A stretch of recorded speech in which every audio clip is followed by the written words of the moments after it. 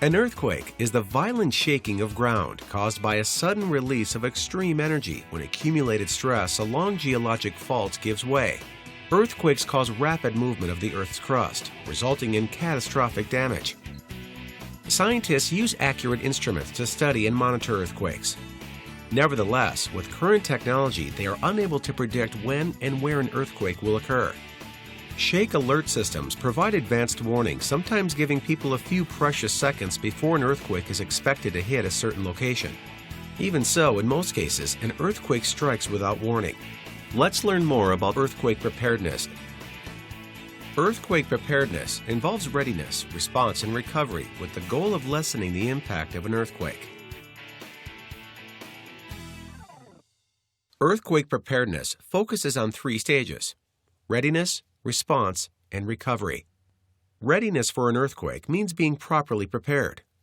First, everyone needs an evacuation plan. Choose a meeting place near your home and then practice getting there.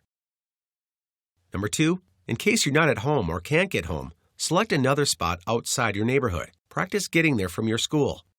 Especially if you live in an earthquake-prone area, practice evacuating your home a couple of times every year.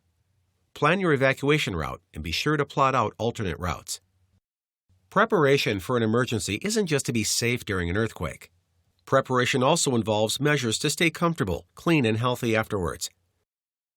The best way to do this is for you and your family to work together to create an earthquake preparedness kit. Items in your kit should include water, non-perishable food, personal hygiene items, battery-powered radio, flashlight, first aid kit, a whistle to signal for help, matches. The kit may need additional items to meet specific needs for babies, pets, and family members taking medications. In the unfortunate case of finding yourself in an earthquake, what should you do? To minimize risk of injury or damage, become familiar with response procedures. First, if you're indoors, stay inside.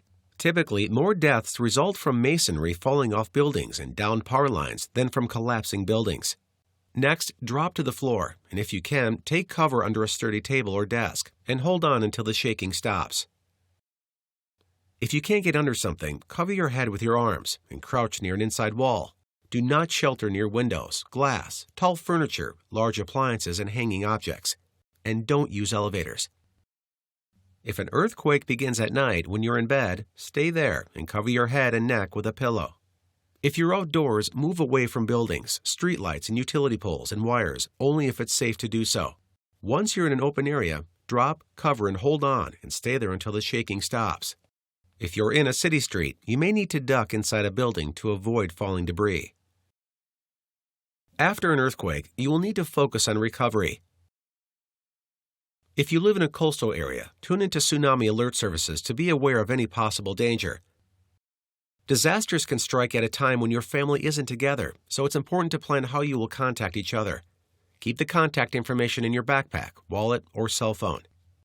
In most situations, it's better to send a text so emergency lines like 911 aren't tied up.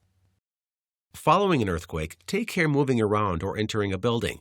Inspect the walls for cracks or obvious damage. If damage is severe, the building may need to be inspected for safety. Put out fires if possible, or notify emergency services of serious fires.